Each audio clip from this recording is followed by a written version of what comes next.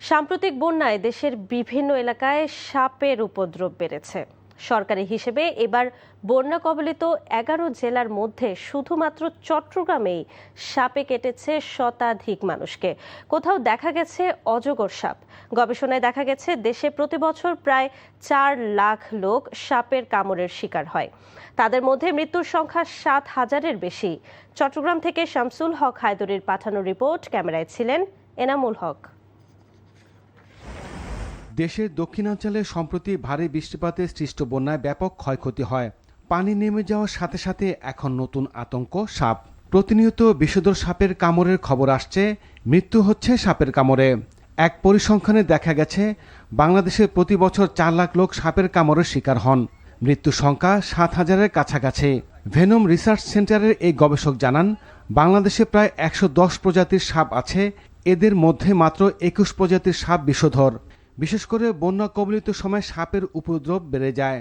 সারা বাংলাদেশে আমরা 2022-23 সালে যে জরিপ করেছি, নেশন ওয়াইড যে সার্ভে, সেই সার্ভে অনুযায়ী আমাদের দেশে কিন্তু প্রতি বছর প্রায় 4 লক্ষ লোক সাপের কামড়ে আক্রান্ত হয় এবং মৃত্যু প্রায় প্রতি বছর 7,500 মানুষ সাপের কামড়ে মারা যায়, যে সংখ্যা অনেক প্রাণঘাতী রোগের চেয়েও অনেক সংখ্যায় বেশি।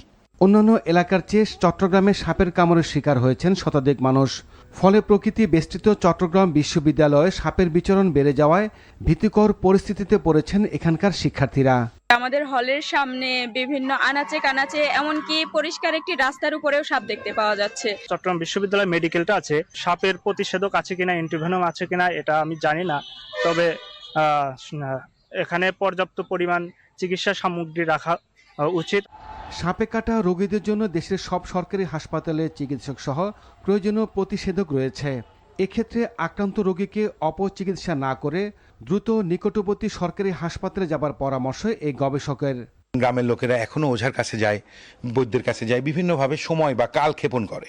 এই পরিস্থিতিতে যখন রোগীগুলা সময় নষ্ট করার পরে হাসপাতালে আছে, অনেক ক্ষেত্রেই বেশি দেরি করে আসলে নিউরোটক্সিক স্নেক বাইট কিংবা যে বিষধর সাপে আক্রান্ত রোগীগুলা তখন শত চিকিৎসার পরও কিন্তু অনেক সময় আমরা বাঁচাতে পারি না। প্রকৃতির ভারসাম্যের জন্য সাপ থাকা জরুরি উল্লেখ করে গবেষকরা বলছেন, আত্মরক্ষা ছাড়া সাপ কখনো মানুষকে কামড় দেয় না। তাই সচেতনতা আর অপচিকিৎসা না নিয়ে সঠিক সময়ে অ্যান্টিভেনম নেওয়ার পরামর্শ বিশেষজ্ঞদের। NTV news desk.